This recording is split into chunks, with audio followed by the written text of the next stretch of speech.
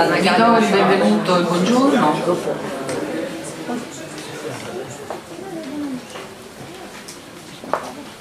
Per l'inizio di questo convegno traiettorie culturali tra il Mediterraneo e l'America Latina. Benvenuti agli ospiti, in primo luogo agli ospiti stranieri e poi anche a tutti i colleghi, agli studenti presenti.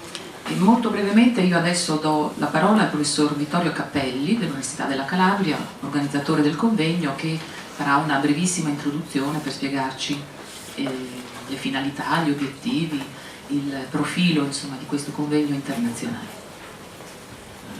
Scusate, devo immediatamente avvertire che il signor Bozzo, presidente della Fondazione Unica Carical, si scusa e dà il suo benvenuto a tutti i partecipanti, ma non è riuscito a rientrare dalla Slovenia dove si trovava in questi giorni e quindi con il suo dispiacere non sarà presente per l'inaugurazione del convegno, ma trasmette ovviamente i suoi saluti e anche il suo benvenuto a tutti.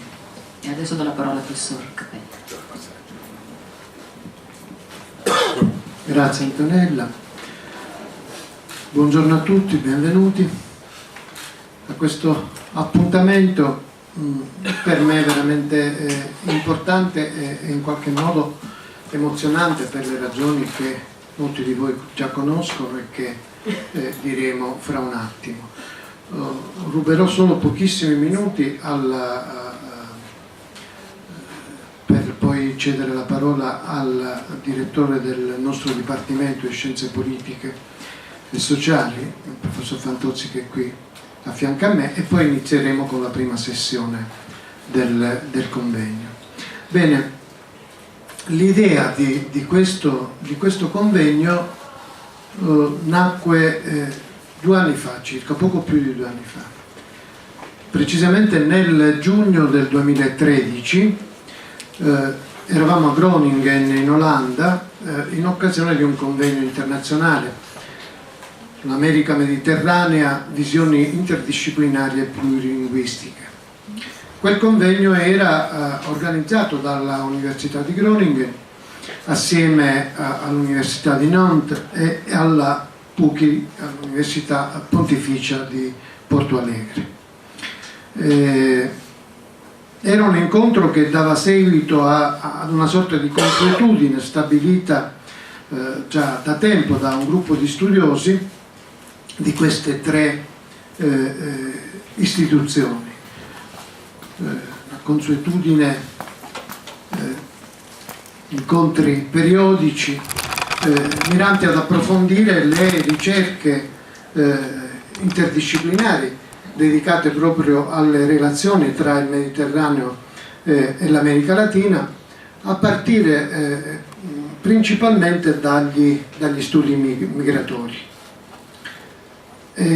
In quell'occasione in Olanda fu la storica brasiliana Nunzia Santoro de Constantino a proporre di tenere l'incontro che era già allora previsto per il 2015 nella nostra università qui in Calabria, dove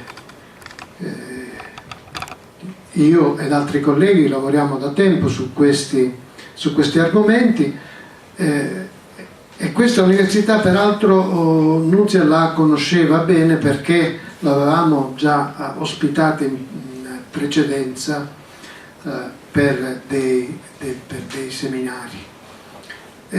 Poi qualche mese dopo, nel novembre del 2013, in occasione di un colloquio internazionale che si tenne a Porto Alegre su immigrazione, urbanizzazione e imprenditoria in Brasile, in quell'occasione a Porto Alegre definimmo con Nunzia Santoro l'articolazione tematica che questo nuovo appuntamento avrebbe dovuto avere. E decidemmo con lei in quell'occasione di dare a questo convegno un taglio storico-culturale, privilegiando, come abbiamo fissato anche nel sottotitolo del convegno, le cronache, le letterature, le arti, le lingue, accentuando il taglio, l'impostazione interdisciplinare che questi incontri hanno sempre avuto. Purtroppo, pochi mesi dopo, mentre Nunzia Santoro si preparava ad affrontare un lungo soggiorno, periodo di studio da trascorrere in Italia, il 5 marzo dell'anno scorso, del 2014, è venuta a mancare improvvisamente, lasciando a me, a tutti noi, il compito di portare a termine quell'idea alla quale lei teneva tanto, che concepiva in qualche modo come coronamento delle lunghe ricerche a cui aveva dato vita, a cominciare a partire dalla fine degli anni '80 circa, ricerche dedicate proprio alla emigrazione italiana in Brasile e in particolar modo alla emigrazione calabrese a Porto Alegre. È proprio questa la ragione per cui abbiamo deciso poi in corso d'opera di dedicare a lei un'intera giornata di questo convegno che si svolgerà domani a Morano Calabro, che è il luogo di partenza di migliaia di emigranti che hanno popolato nel tempo la comunità italiana di Porto Alegre e che sono stati l'oggetto privilegiato della ricerca di Nunzia Santoro, che a suo tempo poi sfociò in una monografia di straordinario interesse, O Italiano da Esquina, che ora in occasione proprio di questo convegno vede la luce finalmente anche in italiano col titolo L'italiano di Porto Alegre.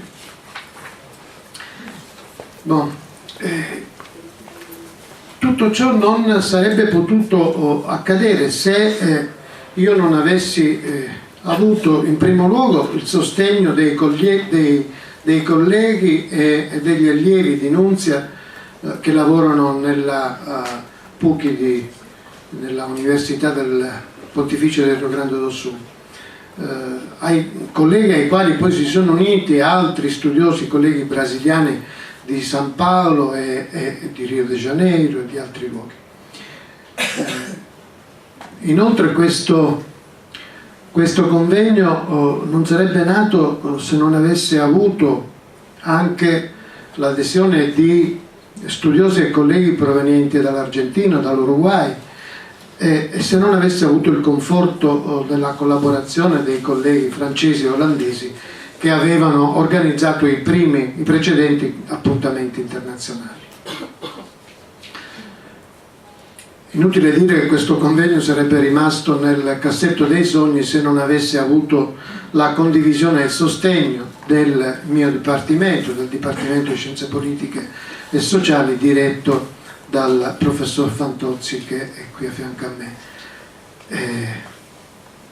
e se non avesse avuto naturalmente anche la collaborazione di colleghi che afferiscono ad altri dipartimenti di questa università, colleghi che lavorano nel Dipartimento di Studi Umanistici e del Dipartimento di Lingue e Scienze dell'Educazione. Ho potuto approfittare anche della collaborazione dell'ICSAI, il Centro di Ricerca sulle Migrazioni, che opera qui nell'università presso la Biblioteca Tarantelli. Non avremmo potuto condurre in porto questa iniziativa se non avessimo infine avuto anche la partecipazione convinta della Fondazione Carical e del suo presidente Mario Bozzo. Un aspetto che mi piace sottolineare è anche l'apertura al territorio che abbiamo immaginato per questo convegno che si manifesterà domani con la giornata che abbiamo deciso di svolgere grazie alla collaborazione del sindaco e dell'amministrazione comunale di Morano Calabro. Per finire non posso non dire che questo convegno che si apre oggi si apre oggi pur non avendo ricevuto alcun sostegno, neppure devo dire un cenno di cortese riconoscimento dal rettore e dal consiglio d'amministrazione dell'Unical. i quali a mio avviso hanno perso un'ottima occasione per sostenere quella internazionalizzazione di cui il nostro Ateneo, la nostra ricerca, i nostri studenti hanno un estremo bisogno. Grazie.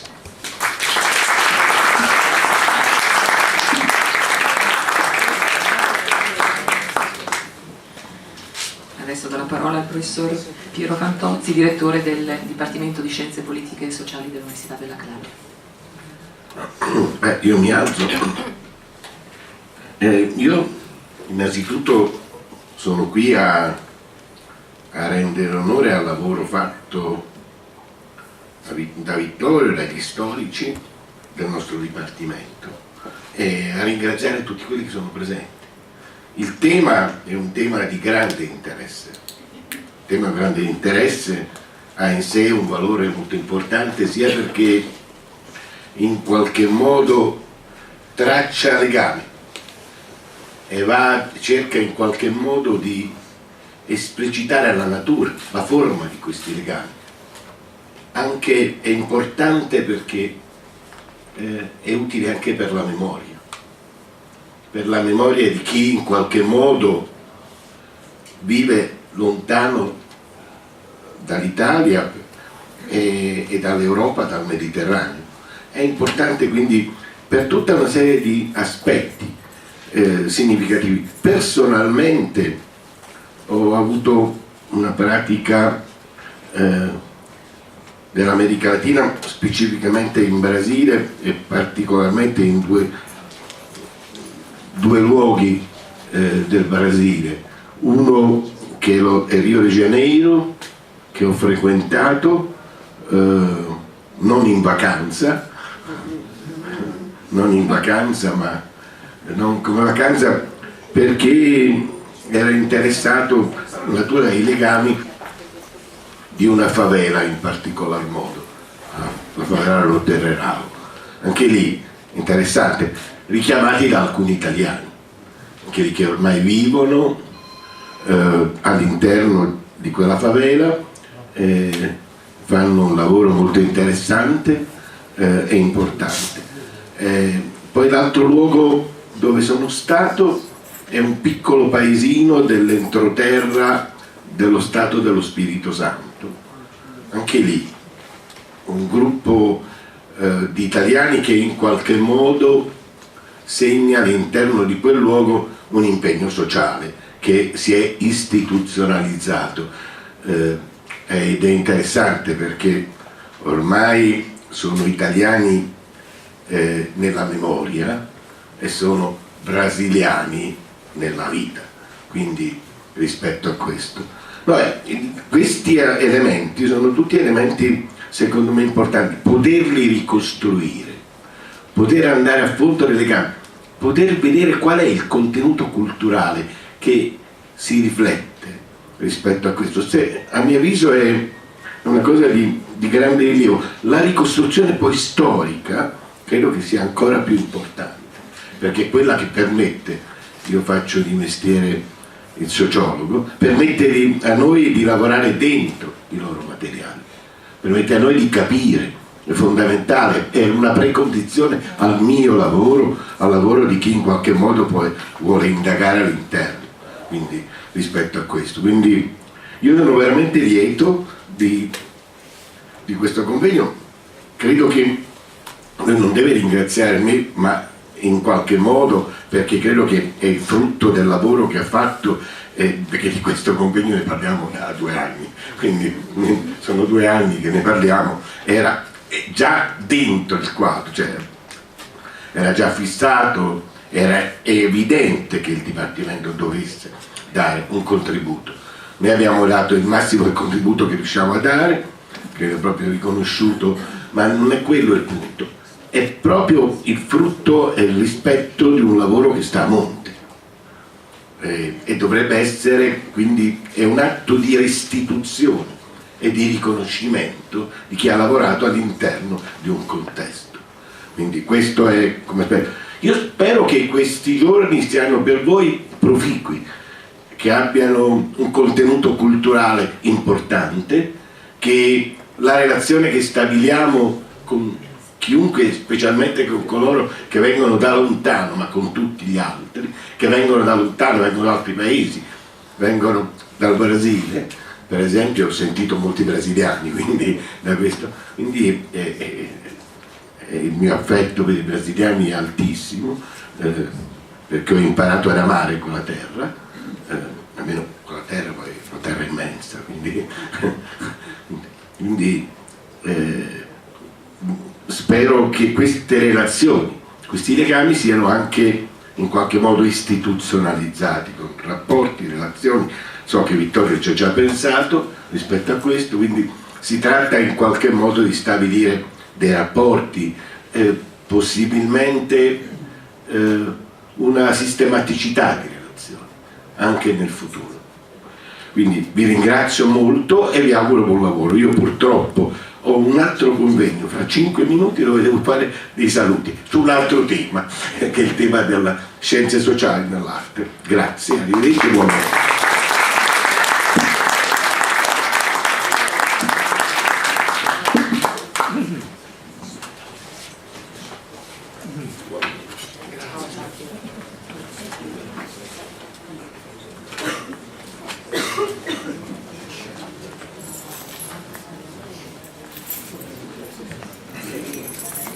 Adesso possiamo quindi iniziare i lavori. Io mi scuso della voce, ma ho perso completamente la voce, quindi di norma non parlo con una voce così profonda, non è la mia voce. Quindi invito il professor Arno Alvarez Kern a venire al nostro tavolo per la prima relazione. Il professor Arno Alvarez Kern lavora presso la Pontificia Universidade Católica do Rio Grande do Sul, e la sua relazione, io lo dirò in italiano perché non conosco la mia pronuncia portoghese, sarebbe terribile, è dal Mediterraneo al Rio della Plata. I gesuiti, l'architettura e l'urbanizzazione o l'urbanesimo coloniali. Il professor Arno Alvarez Kern è uno specialista delle missioni, un grande studioso, specialista a livello internazionale delle missioni gesuite nella regione del Rio Grande do Sul, e ha scritto libri molto importanti, numerose ricerche sull'utopia, le missioni gesuitiche, e penso che anche la relazione di oggi toccherà sicuramente questi temi, e so che è anche uno specialista di archeologia storica, quindi io adesso gli do la parola con grande curiosità e spero veramente di seguirla bene. Buongiorno, eu vou falar em português, mas o PowerPoint está em francês. Os colegas europeus podem acompanhar. En français pour les collègues européens.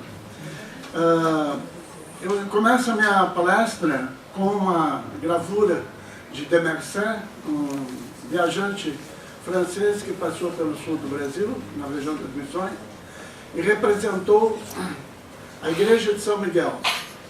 Essa igreja, ela foi construída por Giambattista Primoli, um arquiteto italiano, e a maior obra que nós temos do barroco italiano no Brasil. Começo com essa referência e vou passar ao tema então da minha palestra, que é sobre arquitetura e urbanismo colonial. A primeira coisa que eu gostaria de destacar é que, além da cultura material, que me interessa especialmente, nós temos inúmeros documentos escritos da época e inúmeros documentos iconográficos sobre essa época para reconstituir essa história do passado. Muitos deles em arquivos espanhóis, mas também em arquivos franceses. Essa série de documentos, de fontes históricas, nos permite fazer uma série de estudos, ou sobre alguma missão específica. É o caso do São João Batista, onde tem um diário espetacular do padre Anton von Sepp, um alemão, e de outros povoados da região, chamados pelos espanhóis de pueblo de índios e pelos portugueses de aldeias de índios, que nos permite analisar a morfologia da organização do espaço. Para mim, como arqueólogo histórico, eu estou muito interessado na arqueologia do espaço. E essa arqueologia do espaço se possibilita ver pelo levantamento topográfico dos sítios arqueológicos e pela iconografia de época. Aqui nesse mapa, você pode ver localizadas a região onde os povoados foram fundados, por essa ordem dos jesuítas, que é uma ordem italiana. E depois, num pequeno detalhe à direita, vocês veem a localização desses povoados. Na realidade, o número variou, nunca foi 30. São chamados os 30 povoados, mas isso variou, dependendo da época, entre 28 e 33, o número nunca foi igual. E esses povoados marcam o início de um processo de colonização e de urbanização. Esse processo é conhecido mais por um filme famoso que recebeu prêmios, com dois atores espetaculares, que é o De Niro e o Jamie Irons, mas, como todo filme, ele tem algumas coisas, um pouco de imaginação científica. E nosso levantamento histórico nos permite ver com mais precisão, talvez, o que aconteceu. Primeiro, é uma obra de uma ordem religiosa, por isso a cruz. Mas, por outro lado, nessa iconografia, se vê o desfile das tropas espanholas num povoado missioneiro. E é uma das fronteiras mais agressivas e vivas que nós temos na época colonial, entre o mundo português e o mundo espanhol. E os indígenas que habitavam essas missões foram convocados, armados, preparados para a guerra pelos missionários. E é um paradoxo, como uma missão de civilização, como uma missão religiosa cristã, uma missão de paz, pode se transformar de repente numa fronteira em guerra. Mas essas guerras foram muito comuns na época colonial, e portugueses e espanhóis empurraram os limites topográficos dos seus impérios coloniais ao longo dessa fronteira diversas vezes. Bom, existe também um outro problema que eu não vou aprofundar, mas seria um tema interessante. Em que medida, na publicação de obras europeias sobre as missões, se idealiza muito esse tipo de povoado? Na realidade, nós temos que procurar, não uma idealização de época, mas temos que procurar, na realidade da documentação histórica, nas nossas possibilidades da ciência atual, como essas cidades poderiam, esses povoados poderiam ser imaginados, e esse é o esforço que eu vou tentar fazer. Esse é um desenho de época feito por um missionário que mostra um padrão assim, de organização dos povoados. Se nós olhamos a cidade grega, ou a cidade romana, ou a cidade medieval, o modelo é um pouco diferente. Mas, na realidade, por trás desse modelo está uma ótica jesuítica. E nós temos que imaginar que a população que habita esses povoados são índios tupis guaranis, que eram canibais ontem, e que agora entram no mundo cristão, do barroco, do absolutismo, do mercantilismo, e logo em seguida da época das luzes. Esses povoados são fundados no século XVII. Portanto, já se havia passado o mundo grego, o mundo romano, o período medieval, já estamos entrando na Idade Moderna, quando esses povoados são fundados, num território virgem ainda de civilização. O que caracteriza essa organização é a Praça Maior, a Praça do Renascimento, uma série de casas indígenas em volta dessa praça, e no fundo, aquilo que é o padrão de todos os monastérios medievais, a igreja, o cemitério, o claustro, o pátio dos artífices.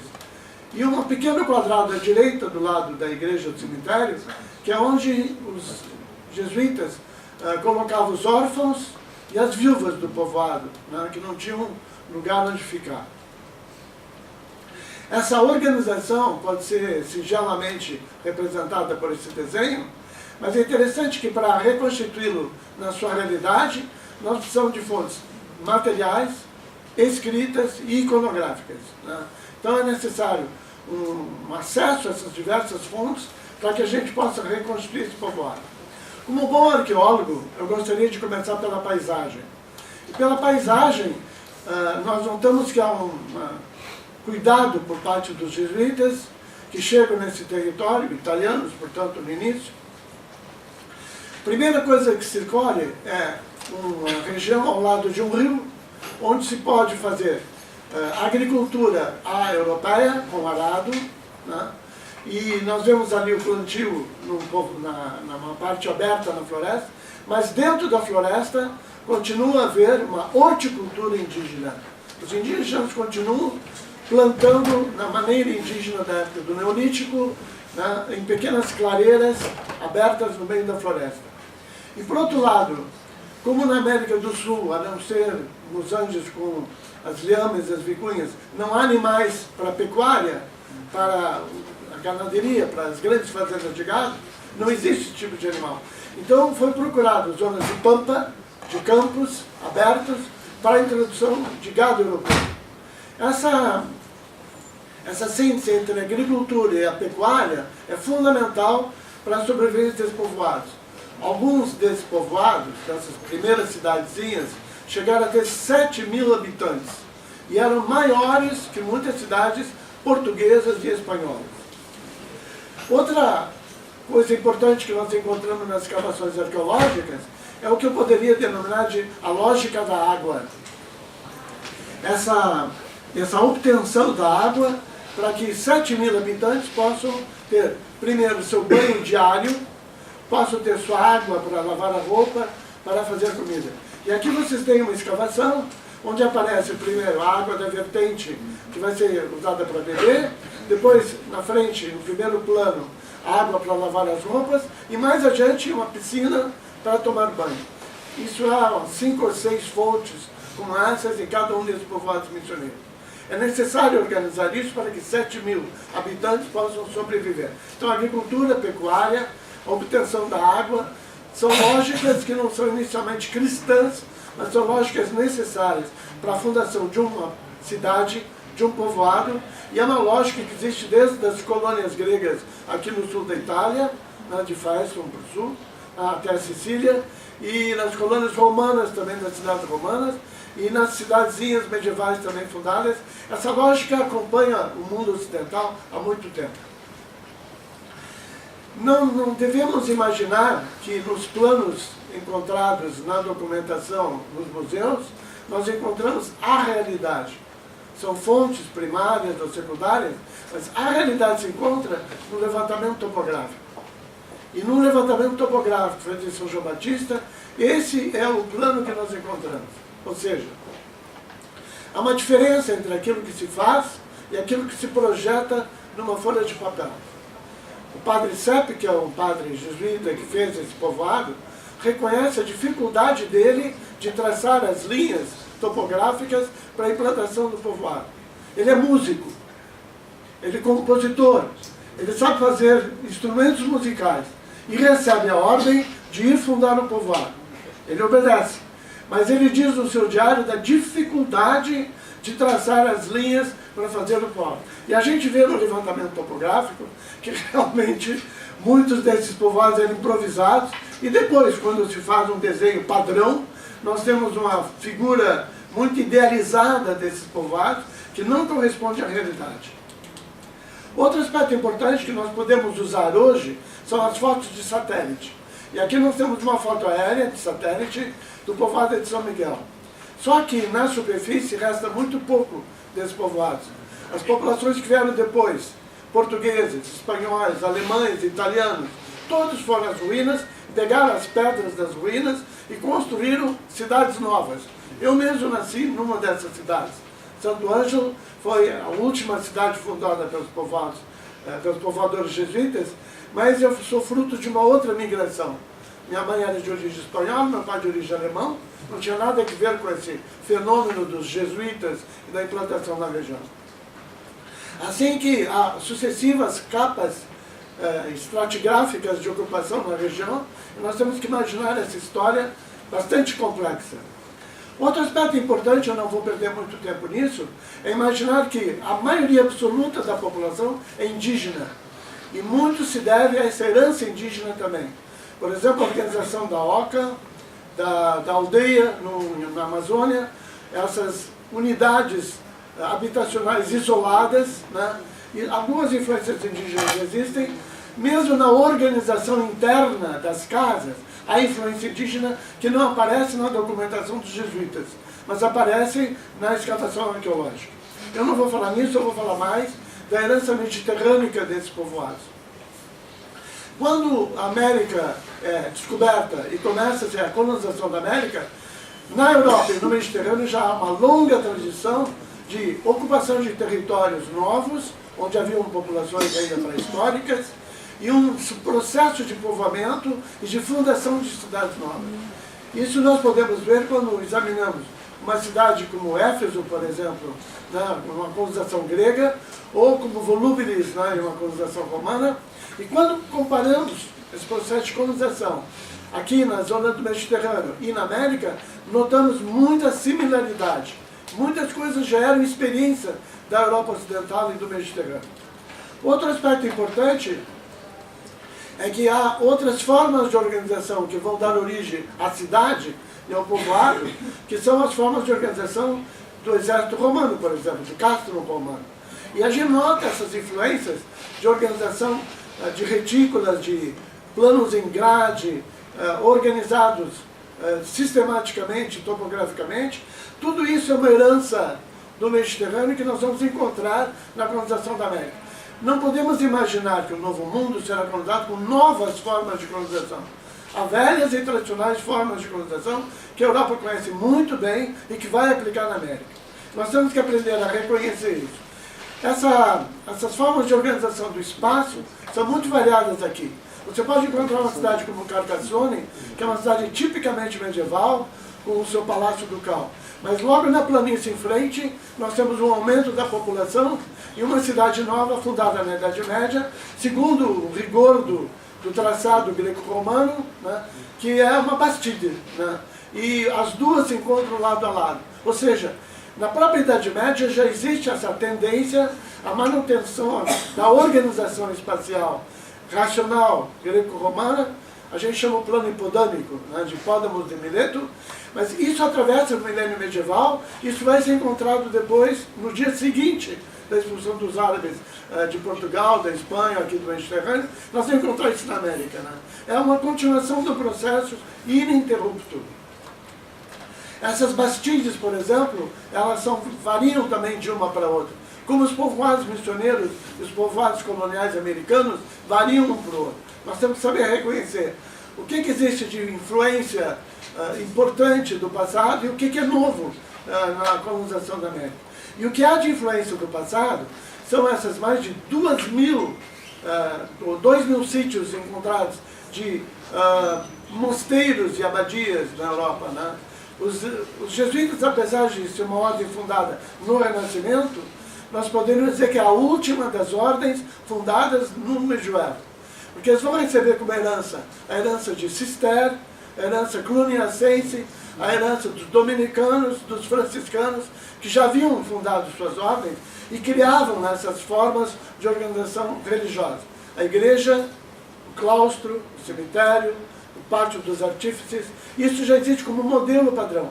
E esse modelo nós vamos encontrar no povoado missioneiro. Alguns desses mosteiros, né, me permite fazer compreender o que houve de herança do Mediterrâneo, mas eu sou obrigado a reconhecer que existem algumas novidades na Idade Moderna. E uma dessas novidades é essa organização do espaço da cidade, essas perspectivas da cidade barroca. Né? Você entra por... Esse é o povoado de São Miguel. Você entra por uma larga avenida, tem ruas que cortam essa avenida em ângulo reto, ao fundo a praça, uma grande praça, ao fundo o cenário da igreja barroca, e entrando ainda pela nave principal da igreja, essa perspectiva termina no altar-mor. Assim que, isso é moderno, isso é da idade moderna, isso não é grego, não é romano e não é medieval. Assim que nós temos que entender, no processo de colonização americano, o que são heranças antigas do processo de povoamento grego, romano, medieval no Mediterrâneo, e o que há de novidade, né? O que é novo nesse processo. Isso torna-se bastante interessante, que nós começamos a entender também, né, a lógica desses homens que foram capazes de colonizar a América inteira e transformar a América num continente ligado à Europa. Algo que era impensável e não era conhecido até o momento do descobrimento. Nós poderíamos também pensar que ao realizar a escavação arqueológica, nós vamos escavar em cada um dos setores desse povoado. A igreja, uma casa indígena, o cemitério, o pátio dos artífices, e tentar entender a lógica de cada um desses estabelecimentos arquitetônicos no plano urbânico geral, né, no urbanismo geral.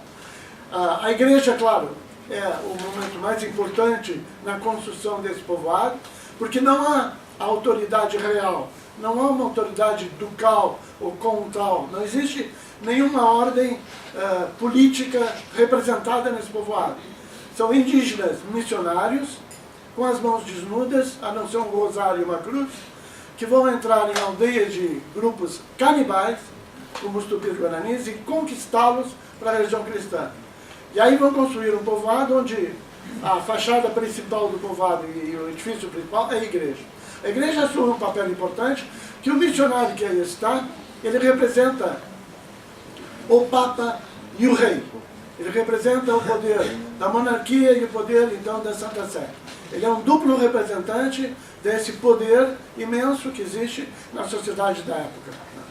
E o que a gente percebe também é que com o Concílio de Trento e as reformas ocorridas na Europa, há uma volta a muitas instituições e a muitas concepções que começavam a ser discutidas nessa época e que se pensava ser importante. Por exemplo, enquanto na Espanha, em Portugal e aqui na Itália o barroco predomina, os jesuítas começam a pensar numa ordem mais clássica, mais despojada.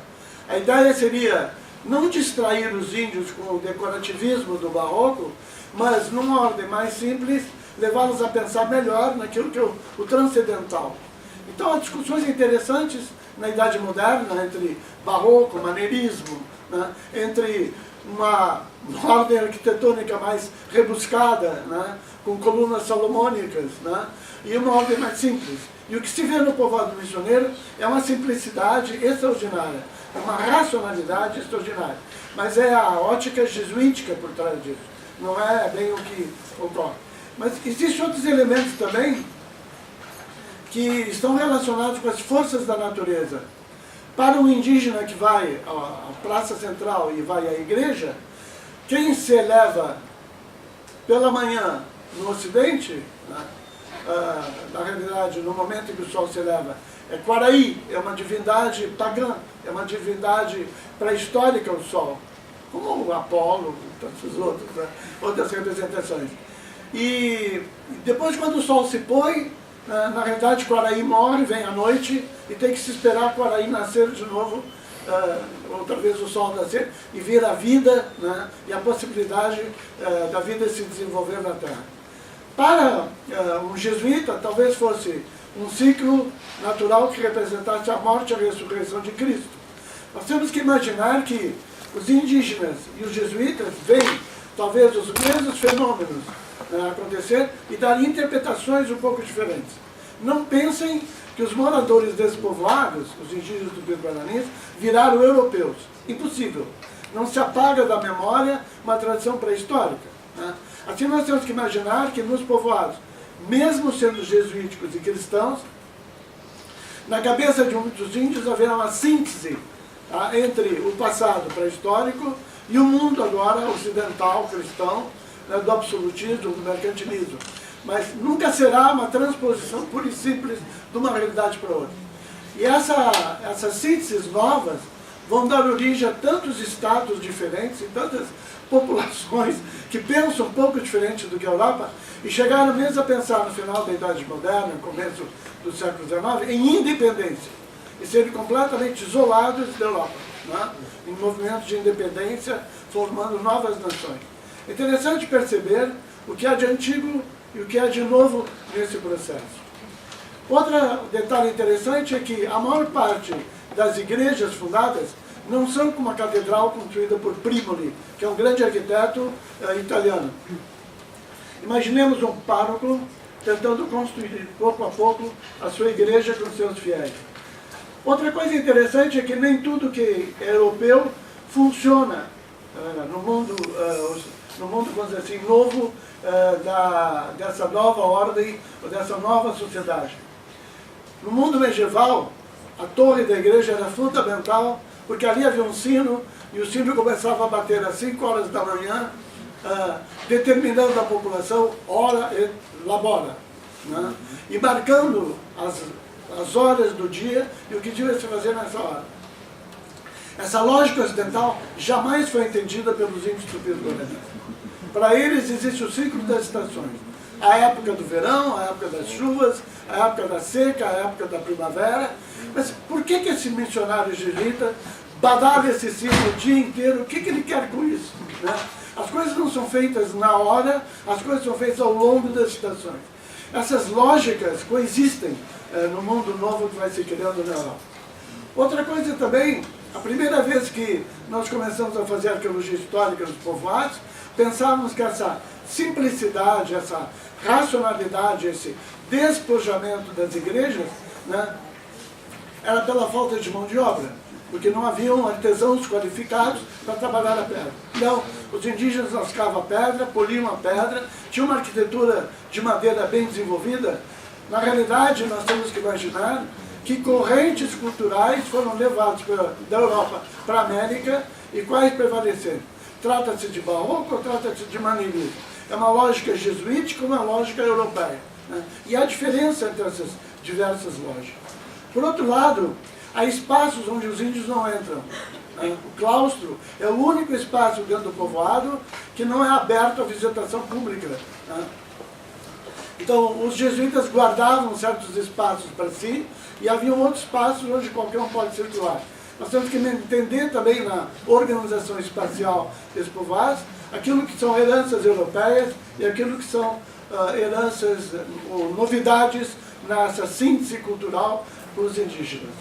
Há organizações, nós temos também de pensar a parte prática, administrativa de organização desse povoado e imaginar como os jesuítas se adaptavam a essa sociedade. A maior queixa desses missionários é não ter com quem discutir, não ter com quem conversar. Eram 2 jesuítas num povoado de 7 mil indígenas. Conversar com quem?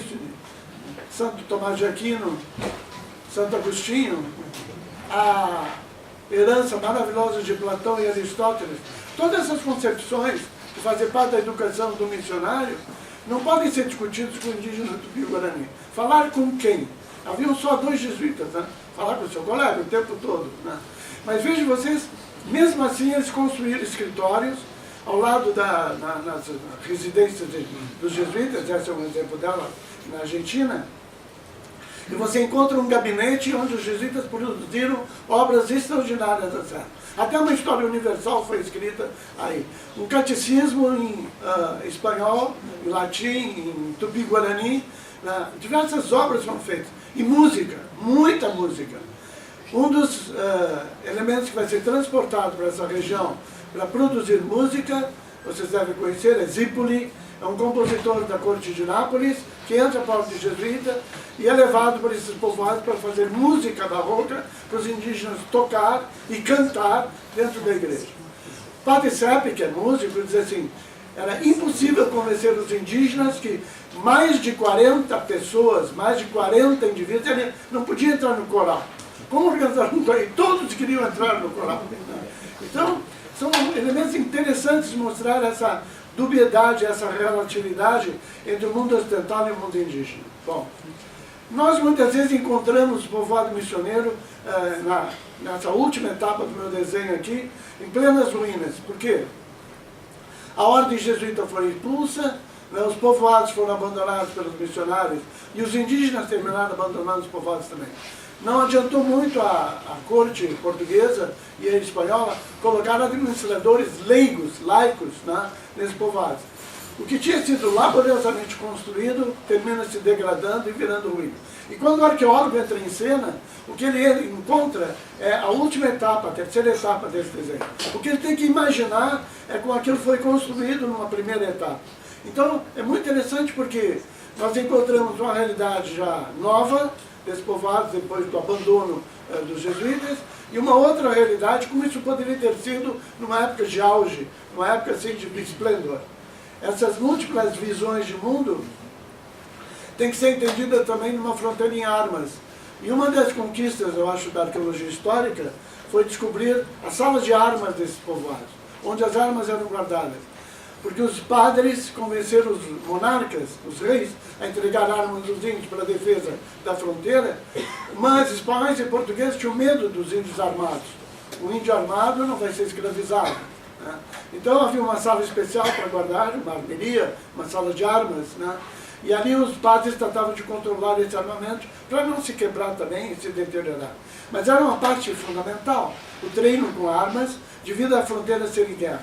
Então, esses elementos são interessantes, e é interessante também nas escavações encontrar o Pátio dos Artífices, onde funcionavam essas oficinas como no claustro medieval, encontrar a parte dos pomares, das quintas, onde macieiras, pereiras, limoeiros, né, essas plantas europeias eram levadas e plantadas, como nos mosteiros medievais isso acontecia. E, finalmente, entender a lógica dos diversos espaços, né, do cemitério, do Pátio dos Artífices, etc. Existe também uma coisa que é importante na arqueologia.